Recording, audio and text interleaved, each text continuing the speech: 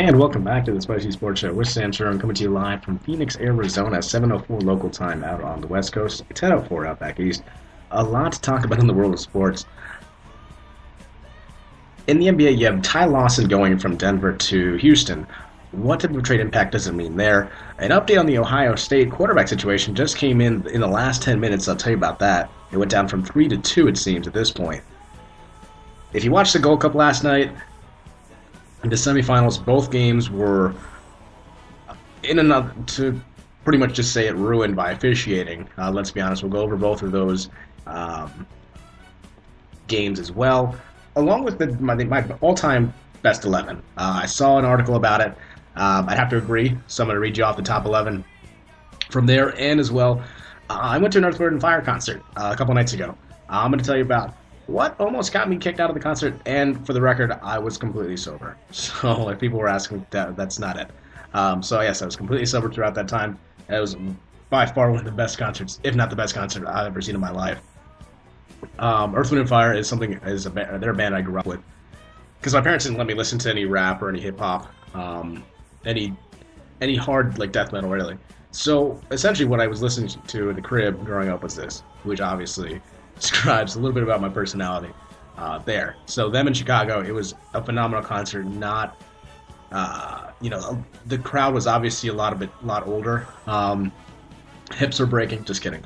Dancing. but no, overall, I thought it was a great time. And again, I never thought that in my entire life I'd ever had to get the opportunity to see them at all because they don't come out to the Pacific Northwest. So overall, I thought it was pretty good. So we'll talk about that. Let's get right to it. NBA talk. Houston, they're a team that in the last couple of weeks, we're talking about are they on the downside, really? Because with San Antonio improving, with LA, and by LA I mean the Clippers really improving well, and especially getting DeAndre Jordan back, that was huge. And of course, Golden State still being Golden State. What is Houston going to do to better themselves? And you know what? They got a high-risk, high-reward trade. Ty Lawson to the Nuggets, from the Nuggets to Houston. Obviously, Lawson's had a bit of an issue since coming in the league, and it's a very serious one, DUI. He entered a 30-day residential treatment program last week after his second DUI arrest. He's had 4 throughout the course of his notable basketball playing career, all the way going back to North Carolina. So it's a high-risk, high-reward move, and Houston gave up a lot for it. They received a lottery-protected first-round pick in 2016 in cash considerations, along with Nick Johnson, Kostas Papanikolaou, Pablo Prigioni, and Joey Dorsey. And, of course, Houston gets a second-round pick from 2017 back. So, a little bit about Lawson. First-round pick from Minnesota in 2009, traded to the Nuggets in that same draft, averaging about 15 points, 6 assists over a 6-year career with Denver. And he started 75 games last season, averaging pretty good point, almost a double-double, 15 and 9.5 assists. For Houston, what that means is they get an offensive threat at the point guard position, which was really lacking in the playoffs last season. When you have Patrick Beverley, who was supposed to be the starting point guard, out for the playoffs, that was huge. And Prigioni was 38. He really only averaged under 3 points in the playoffs, wasn't that great. Jason Terry, he was good, but he's getting a little bit older, so you don't expect him to be that same playmaker like he was in Dallas a couple years ago. And Lawson is still pretty good in my opinion. He's 27 years old, and honestly, he needs to get his life together. That's what's most important. Again, NBA, I think when you get to that status as an NBA player, it really comes down to ego. And again, I'm sure so many people are like, if I made millions of dollars, I would, have a driver chauffeur me around everywhere. Which would be the case, again, the same for me if I was a professional athlete. I would think the same thing. But it's about that ego. It's about thinking, I'm better than everybody. I am invincible almost to a degree, which is why, and why that's why most, not just NBA players, but professional athletes get into the trouble that they do. They have this ego, and sometimes it gets a little bit out of control. And for Ty Lawson, clearly, it's a serious issue. Now again, on the plus side, if high risk, if he cannot be the player that he is capable of playing to, then yes, it's a waste of a draft pick for next year. Granted, I do expect the Rockets to pick in the bottom half of the draft. I don't expect them to pick in the lottery. So if that's the case, great. Do I expect them to be a top 4 team, the Houston Rockets? Absolutely. I mean, you have Golden State, you have San Antonio, and you have LA. I think a lot of teams still have a lot to improve. I think, obviously, Portland's going to be on the downside, so I don't expect them to be a top 4 team next year. Dallas, a lot of questions there, especially with DeAndre Jordan not signing with them.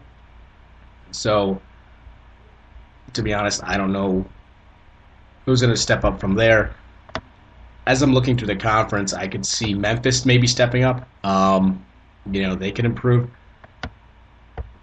And then New Orleans Pelicans, Oklahoma City Thunder, obviously. If Westbrook and Durant are going to be healthy, they're going to be a playoff team. There's no question. So I'm going to drop Portland out of this top 8 and then put Oklahoma City in. And then you still have Phoenix, who finished 10th last season. Got rid of Dragic halfway through the season.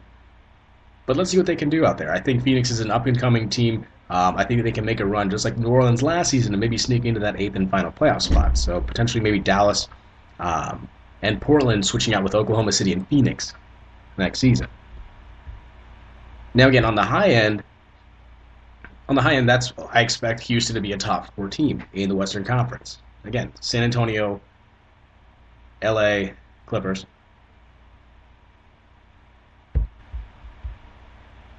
And San Antonio. And Golden State, sorry. You have those 3 teams. Yeah, I think they're going to be 1, 2, 3, whatever order they're going to be. Golden State, San Antonio are probably going to switch 1 and 2. LA 3, and then Houston probably taking up the 4 spot.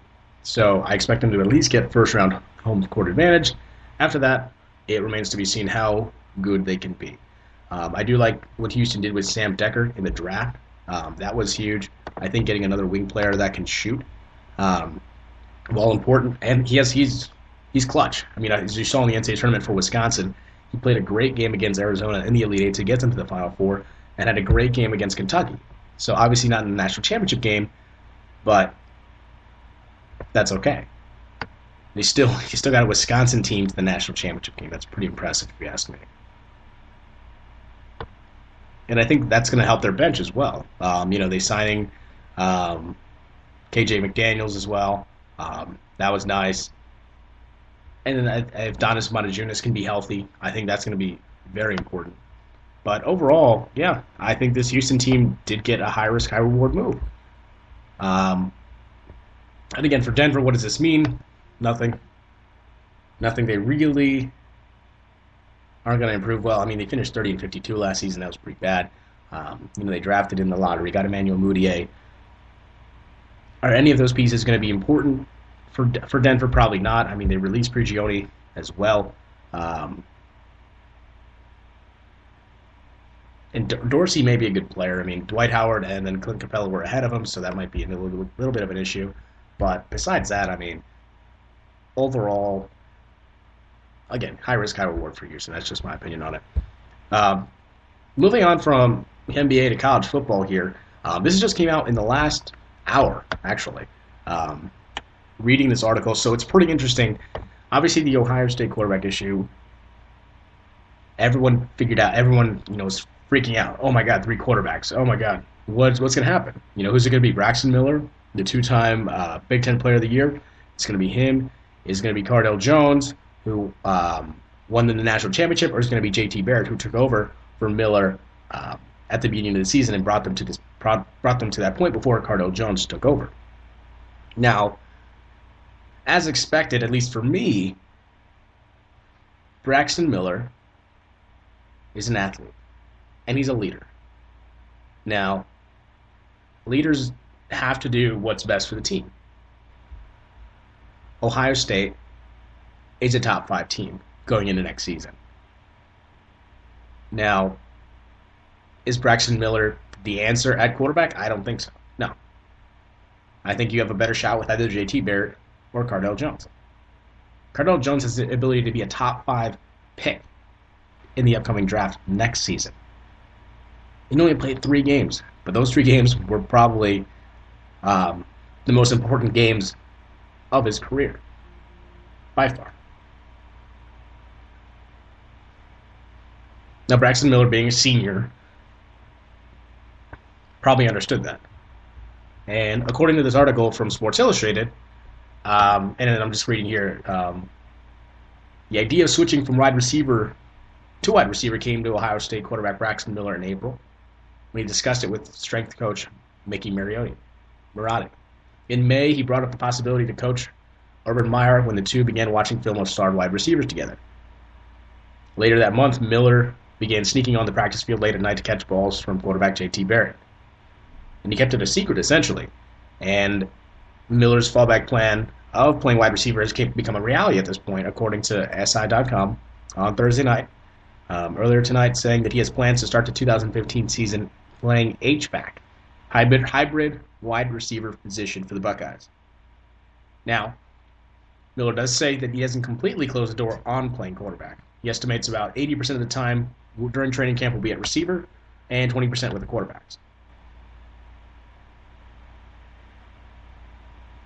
And according to Miller, this is what he says. For the most part, it's going to be playing H-back and punt return. It's a long process to get back totally to throwing every day.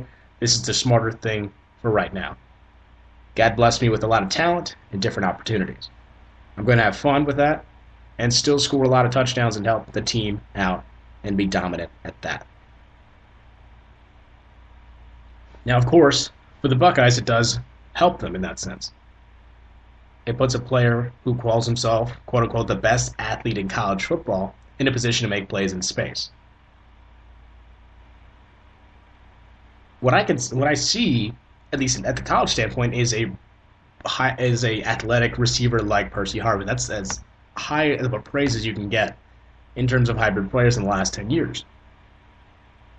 Percy Harvin is electric, yes. He was electric at Florida, and he was one of the reasons why they were dominant on those national championship teams. So obviously for Ohio State, that's a nice relief there, because honestly, going in with 2 quarterbacks, obviously that's an issue. But when you have 3, and they are arguably some of the best in college football, again, Braxton Miller isn't an easy move for him. This is not an easy move for him. If he was completely healthy, who knows what happened with Ohio State last season? Who knows if JT Barrett or even Cardale Jones would have even had a chance to play? Probably not, right? So with the fact that Braxton Miller went down early last season, got experience for JT Barrett. Yes, they lost at Virginia Tech last season. But after that home loss to Virginia Tech, they went on a roll, and they climbed out of the cellar that was the Big Ten, and everyone thought, look, no one from the Big Ten is going to represent in the first playoff. No chance. 2 from the SEC, and then whatever happens, right? But Ohio State climbed back in with the quarterback play of JT Barrett, and then he goes down in the Michigan game. You think, no way. That's not going to happen again. There's no way there's another quarterback behind him. And this is what I mentioned back at the beginning of my very first podcast, Relaunch, back in January. And you get another quarterback, Cardale Jones, 6'5", 250-pound quarterback, who is phenomenal, a phenomenal athlete. Ohio State recruits the best of the best, and so do a lot of other schools. But wow, to recruit 3 quarterbacks that, when they go down, the most important position in football,